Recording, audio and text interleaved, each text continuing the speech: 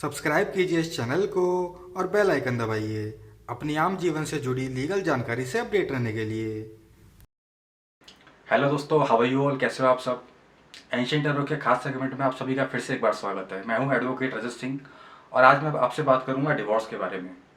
तो दोस्तों, पति और पत्नी के बीच में झगड़ा तो कहाँ नहीं होता, लेकिन दिक्कत तब आती है जब ये झगड़ा पहुंच जाए कोर्ट तक और पति या पत्नी दोनों में से कोई एक या फिर दोनों के दोनों लेना चाहें डिवोर्स। तो आज मैं आपसे बात करूंगा डिवोर्स की ही एक खास प्रक्रिया जिसको बोलते हैं हम आपसी सहमति से तलाक लेना, डिवोर्स बाय म्यूचुअल कंसेंट के बारे में। तो यहाँ पर डिवोर्स बाय म्यूचुअल कंसेंट यानी आपसी सहमति से तलाक लेना होता क्या है?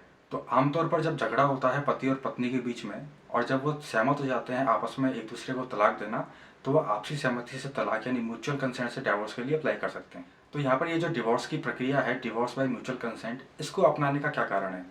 क्या कारण है कि लोग रेगुलर डिवोर्स के बजाय इसको आजकल लोग ज़्यादा प्रेफर कर रहे हैं? इसका कारण ये है कि जो नॉर्मल रेगुलर आप डिवोर्स में जाते हो तो वो एक टाइम कंज्यूमिंग प्रोसेस है। बहुत ज़्यादा टाइम आपका लगता है, पैसा भी खर्च होता है, एनर्जी भी लगती है। और यहाँ पर क्या होगा कि आप म्यूचुअल कंसेंट से एक दूसरे को डाइवोर्स दे सकते हो और जो लोग जिनका केस ऑलरेडी पेंडिंग है, चल रहा है रेगुलर कोर्ट में, वो भी यहाँ पर म्यूचुअल कंसेंट से डाइवोर्स लेने के लिए अप्लाई कर सकते हैं। तो जब म्यूचुअल कंसेंट वाले कॉन्सेप्ट को देखें, इस आपसी सहमति वाले कॉन्सेप्ट को देखें, तो हमें देखते हैं कि हम पर कौन सा लॉ एप्लीकेबल होता है। हमें गवर्न करता है हिंदू मैरिज एक्ट 1955। पर ये हिंदू मैरिज एक्ट 1955 में ये वाला जो प्रक्रिया है म्यूचुअल कंसेंट वाली, आपसी सहमति वाली, इस तरीके से तलाक लेने की कोई प्रक्रिया, विशेष प्रक्रिया थी ही नहीं। हमें जो लॉ गवर्न कर रहा है हिंदू मैरिज एक्ट 1955, उसमें आपसी सहमति से तलाक लेने की कोई प्रक्रिया नहीं थी। दरअसल कुछ सालों पहले यूरोपियन कंट्रीज में ये डाइवोर्स लेने का प्रचलन बढ़ा और बहुत सारे केस सामने आने लगे। तो यूरोपियन कंट्रीज में क्या हुआ कि इन चीज़ों को रिलैक्स करने के लिए, डिवोर्स को आसान बनाने के लिए एक आपसी सहमति से डिवोर्स की प्रक्रिया अपनाई गई। और तभी समय के साथ साथ वेस्टर्न कल्चर का इफेक्ट आया इंडिया पर और 1976 में आया मैरिज लॉ अमेंडमेंट एक्ट। तो 1976 में जो मैरिज लॉ अमेंडमेंट एक्ट आया, उसने इस चीज़ को इंट्रोड्यूस किया कि आप म्यूचुअल कंसेंट से भी डाइवोर्स ले सकते हैं। तो आज के वीडियो में मैं आपसे डिस्कस करूंगा कि डाइवोर्स बाय म्यूचुअल कंसेंट यानी आपसी सहमति से तलाक लेना होता क्या है, क्या क्या कंडीशंस होती हैं जिसके बेस पे पिटीशन फाइल की जाती है, क्या कोर्ट के बाहर भी आप तलाक ले सकते हो, क्या ऐसा कोई तरीका है कि आपको कोर्ट नहीं जाना पड़े, आपका तलाक हो जाए, और अगर आप कोर्ट जाते हो तो कोर्ट जाने से पहले आपको क्या क्या तैयारियां करनी है, कौन कौन से डॉक्यूमेंट्स आपके पास होने चाहिए, कोर्ट में आपको कितना टाइम लगेगा, कौन सी पिटीशन फाइल होगी, कितनी तारीखों पर जाना है। आज पूरा प्रोसेस, आज मैं आपको पूरी प्रक्रिया बताने वाला हूँ म्यूचुअल कंसेंट से डाइवोर्स की। तो सबसे पहले मैं बात करूंगा कि आपसी सहमति के बारे में। आपसी सहमति होती क्या है? पति और पत्नी के बीच में झगड़ा हुआ, तो पति और पत्नी ने मिलकर बैठ के डिसाइड किया कि हम दोनों डाइवोर्स ले लेते हैं। तो ये क्या जो दोनों ने डिसाइड किया, ये आपसी सहमति है?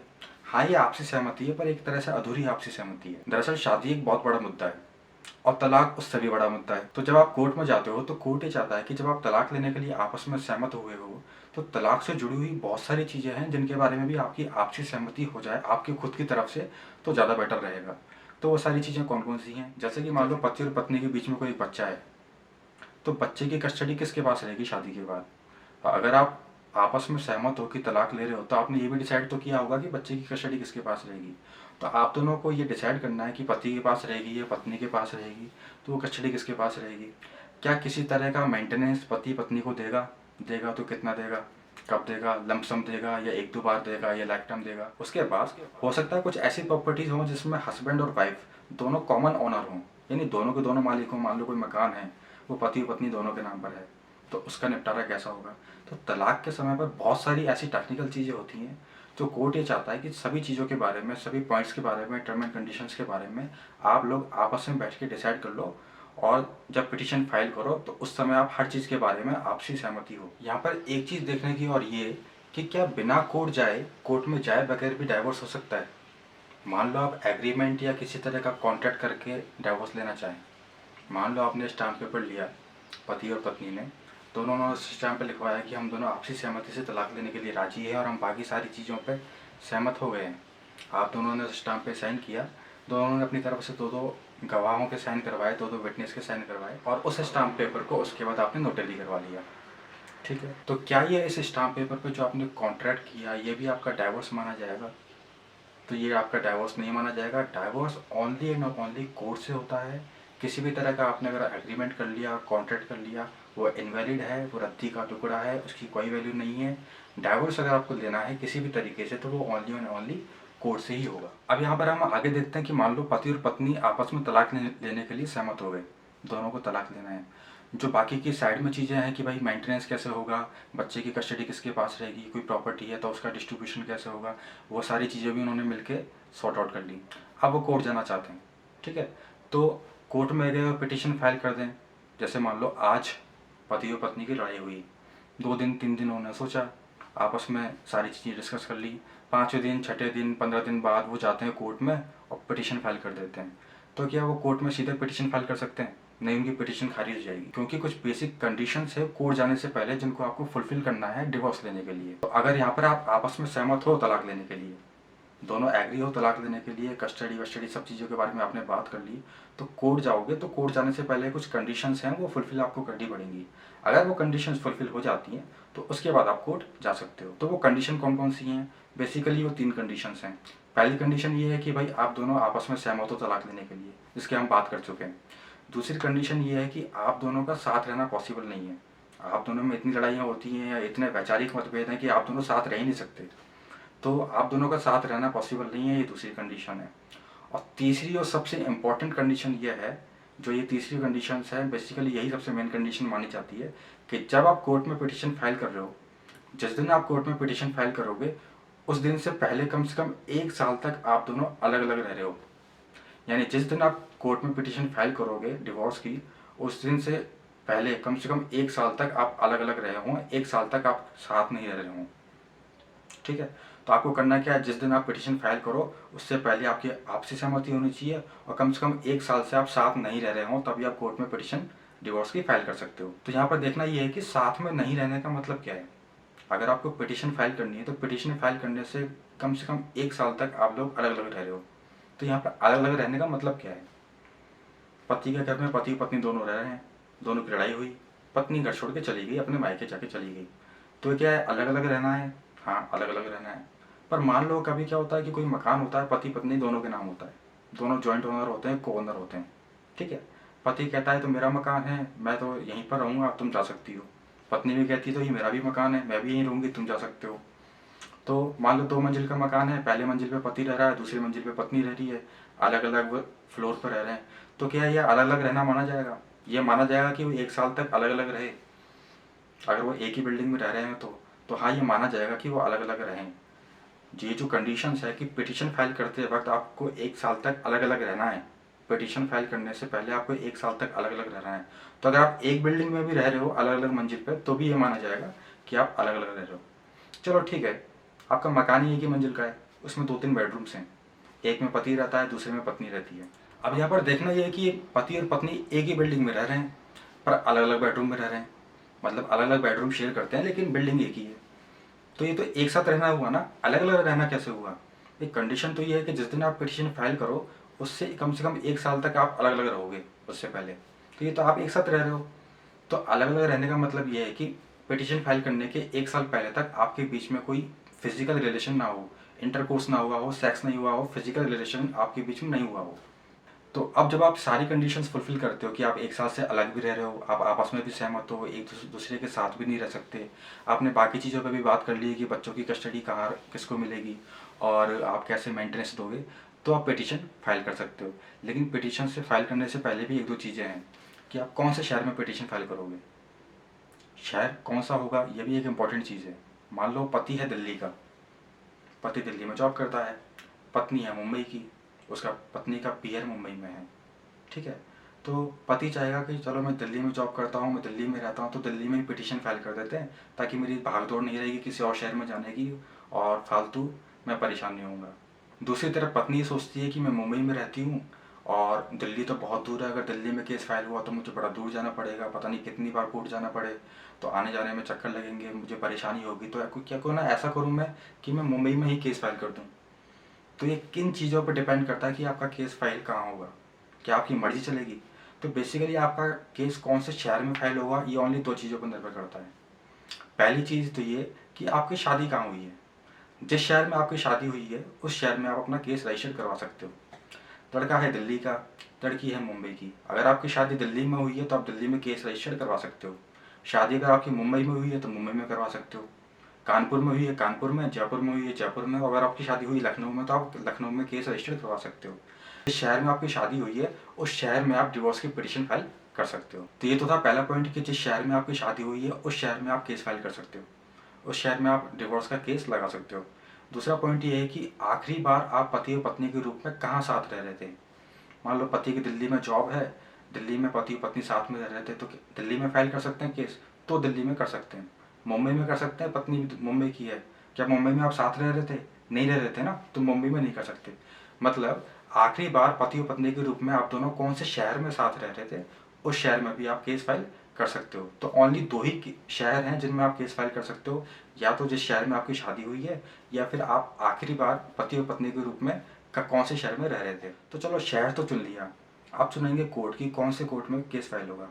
तो कोर्ट तो एक ही होता है ना, कोर्ट कई तरह के होते हैं, session court, district court, family court, high court, commercial court, labour court. आपका केस कौन से कोर्ट में जाएगा? तो आपका केस या तो जाएगा डिस्ट्रिक्ट कोर्ट में या फैमिली कोर्ट में। डिवोर्स के जो मामलों को निपटारे होते हैं या तो वो डिस्ट्रिक्ट कोर्ट में होते हैं या फिर वो फैमिली कोर्ट में होते हैं। तो यहाँ पर जब आप अपना डिवोर्स केस फाइल करोगे डिस्ट्रिक्ट कोर्ट में या फिर फैमिली कोर्ट में, आप आपस में सहमत भी हो, बाकी चीज़ों पर आपने डिस्कशन कर लिया है, कस्टडी के बारे में, मेंटेनेंस के बारे में, आप 1 साल से अलग भी रह रहे हो, बाकी कंडीशंस आपने फुलफिल कर ली है, आपने शहर भी चुन लिया, अब आप डिस्ट्रिक्ट कोर्ट में अपना केस फाइल कर रहे हो। तो सबसे पहले आता है कि आपको कौन कौन से डॉक्यूमेंट्स चाहिए केस फाइल करने की। आप अगर डिवोर्स ले रहे हो तो आपको कौन कौन से डॉक्यूमेंट्स की रिक्वायरमेंट होगी अगर आप डिवोर्स केस फाइल कर रहे हो तो। ठीक है, सबसे पहले आपको चाहिएगा 4 पासपोर्ट साइज फोटोग्राफ। ठीक है, उसके बाद आपको चाहिएगा अपना आईडी प्रूफ, पहचान पत्र होगा, कोई राशन कार्ड होता है, वोटर आईडी कार्ड होता है, ड्राइविंग लाइसेंस होता है, आजकल आधार कार्ड है तो वो सबसे बेस्ट ऑप्शन है। उसके बाद आता है कि आपको मैरिज सर्टिफिकेट चाहिएगा अगर आपने कोर्ट से शादी की है या फिर आपने आर्य समाज के मंदिर में शादी की है। जो मैरिज का रजिस्ट्रेशन सर्टिफिकेट होता है, अगर आपने आर्य समाज में शादी की है या आपने कोर्ट में शादी की है तो वहाँ से वो सर्टिफिकेट देते हैं। ठीक है, अगर आपने अरेंज मैरिज की है तो अरेंज मैरिज के बाद कुछ लोग शादी को रजिस्टर करवा लेते हैं तो वहाँ से उनको सर्टिफिकेट मिल जाता है। मान लो आपने अरेंज मैरिज की है और कभी शादी को रजिस्टर नहीं करवाया तो आपके पास तो सर्टिफिकेट होगा नहीं।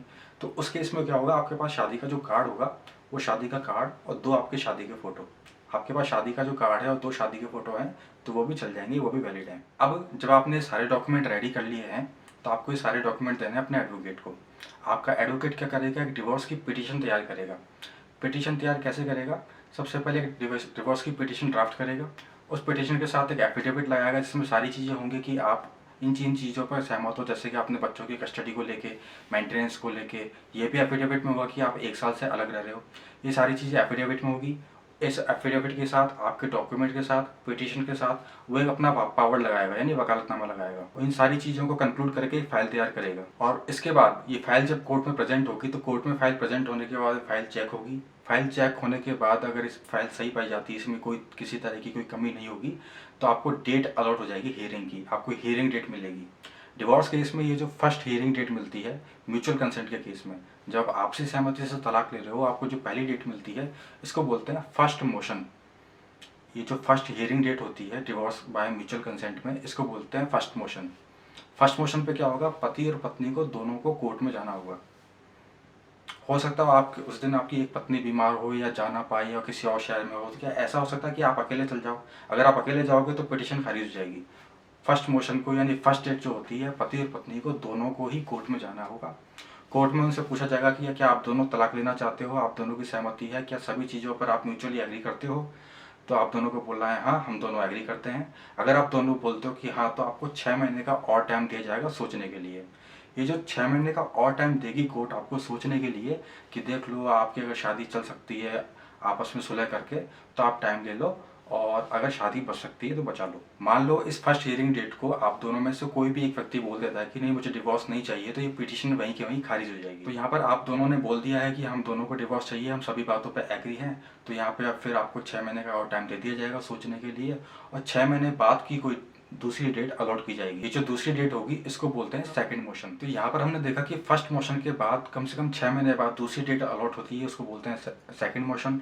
और फर्स्ट मोशन और सेकंड मोशन के बीच में जो 6 महीने का टाइम होता है, कोर्ट ये एक्सपेक्ट करती है कि आप दोनों आपस में बैठ के विचार विमर्श करके शांति से, अगर ये शादी चल सके और टूटने से बच सके तो आप बचा लो। अगर इन 6 महीनों में आप दोनों में से किसी को भी एक को लगता है कि आपको डिवोर्स नहीं देना, तो आप पिटीशन विड्रॉ कर सकते हो और फिर ये जो पिटीशन है म्यूचुअल कंसेंट वाली यहीं से खारिज हो जाएगी। पर अगर यहाँ पर 6 महीने हो गए हैं और आप अभी भी एग्री हो कि आप दोनों को डिवोर्स लेना है, तो 6 महीने बाद जो सेकंड मोशन होगा उसमें आपको कोर्ट में वापस जाना है।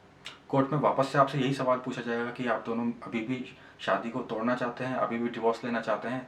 तो आपको वापस कहना है कि हाँ, हम दोनों अभी भी एग्री नहीं हैं और हमको डिवोर्स लेना है, हमारे वैचारिक मतभेद हैं और हम सुलह करने में एग्री नहीं हैं। तो सेकंड मोशन यानी दूसरी सुनवाई की तारीख पे जब आप दोनों पति और पत्नी ये कहते हैं कि हम दोनों को तलाक लेना ही है, हम अब इस शादी को कंटिन्यू नहीं करना चाहते, तो अगर बाकी सभी चीज़ों पर दोनों सहमत हैं और कोई तीसरा कॉन्ट्रडिक्शन नहीं है, तो जज आपको जो है डिवोर्स की डिग्री प्रोवाइड कर देगा, डिवोर्स का ऑर्डर प्रोवाइड कर देगा। इसमें एक चीज़ गौर करने वाली बात ये भी है कि ये जो फर्स्ट मोशन के बाद आपको 6 महीने का टाइम दिया गया है, पहली सुनवाई की तारीख के बाद जो आपको 6 महीने का टाइम दिया गया है कूलिंग पीरियड का, कि आप लोग आपस में बैठ के बातचीत कर लो।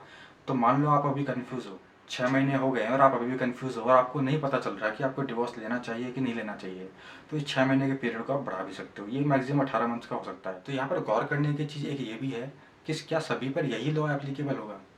दरअसल ये हम बात कर रहे थे कि हिंदू मैरिज एक्ट 1955 की, तो जिन लोगों पर हिंदू मैरिज एक्ट 1955 अप्लाई होता है, यानी कि जो लोग हिंदू हैं उन पर ये अप्लाई होगा। अब हिंदू कौन कौन है, तो हिंदू में हिंदू, बुद्ध, जैन और सिख ये सभी आते हैं। तो अगर आप मुस्लिम हो तो क्या होगा, तो मुस्लिम्स का अलग लॉ है, पारसियों का अलग लॉ है, क्रिश्चियन का अलग लॉ है। एक लॉ और है जिसको सेकुलर लॉ भी बोलते हैं। एक एक्ट आया था 1954 में, स्पेशल मैरिज एक्ट। तो स्पेशल मैरिज एक्ट में किसी भी धर्म को मानने वाला डिवोर्स के लिए अप्लाई कर सकता है। यहाँ पे वो लोग भी अप्लाई कर सकते हैं जो किसी भी धर्म में विश्वास नहीं रखते। तो यहाँ पर आपसी सहमति से जब आप डिवोर्स ले रहे हो तो हमने देखा कि किस तरह से आपकी सहमति होनी चाहिए सभी चीज़ों पर, मेंटेनेंस पे, बच्चों की कस्टडी पे। उसके अलावा आप कौन से शहर में केस फाइल करोगे, कौन से कोर्ट में फाइल करोगे, कौन कौन से डॉक्यूमेंट्स आपको चाहिए, क्या प्रोसेस रहेगा, पहली सुनवाई को क्या होता है, दूसरी सुनवाई को क्या होता है, डॉक्यूमेंट्स में कौन कौन से एफिडेविट में क्या क्या कंटेंट आएगा, किस तरह वकील अपनी पावर लगाएगा, पहली डेट को आपको जाना है, सेकंड डेट को जाना है, दोनों डेटों पे आपको कंफर्म करना है कि हाँ हमें डिवोर्स चाहिए और किस तरह डिवोर्स की डिग्री मिलेगी और किस किस तरह की डिवोर्स की पिटीशन खारिज हो जाती है। इन केस मान लो आप कोर्ट नहीं गए, आप या आपने पिटीशन विड्रॉ कर ली, आपका मन नहीं किया डिवोर्स लेने का, तो इस तरह आप पिटीशन विड्रॉ भी कर सकते हो। उम्मीद है आपको आज का वीडियो पसंद आया होगा। इस वीडियो को देखने के लिए आपका धन्यवाद।